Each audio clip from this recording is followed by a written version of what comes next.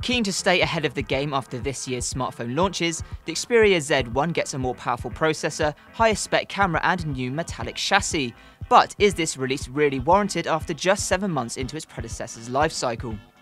Similarly to the Xperia Z, the Z1 features a 5-inch Full HD display, although it now gets the tri-luminous treatment similar to the Xperia Z Ultra. Videos and images still look as rich and sharp as you could want, but unfortunately in some situations, the Z1 still suffers from poor viewing angles much like its predecessor. Hidden inside are the Z1's biggest upgrades. For starters, a quad-core Snapdragon 800 chipset clocked at 2.2 GHz alongside 2 GB of RAM. One of the biggest areas of improvement is the rear-facing camera.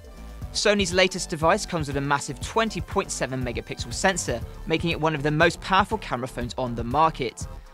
The Z1 produces some of the finest photos we've seen on a smartphone, at least around 90% of the time. Generally, the Xperia Z1 is a very competent performer, and when outside it does a great job in all light conditions. The problems arise when you take things indoors, where we found some noticeable noise on shots. Sony is clearly keen to compete with the low light capabilities of the HTC One and Lumia 925, but unfortunately it doesn't quite pay off. The Xperia Z1 comes with a 3000 mAh battery, which compares favourably to the HTC One and Samsung Galaxy S4.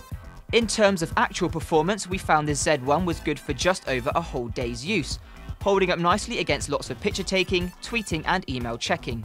You get 16 gigs of internal storage, expandable via microSD. Sony's latest smartphone again boasts waterproofing. We dunked it in liquid several times and it still worked as promised. Obviously, touchscreen responsiveness suffers when the phone is wet, so you will want to wipe it dry before using it. Overall, the Xperia Z1 is another great phone from Sony, much like the handset it replaces.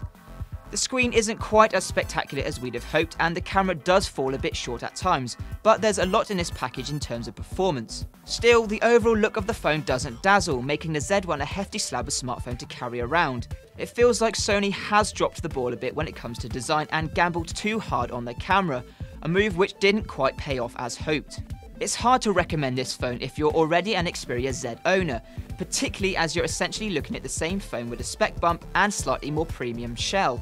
But if you're looking for a powerful luxury device with a decent camera and added life proofing, the Z1 is definitely worth a look.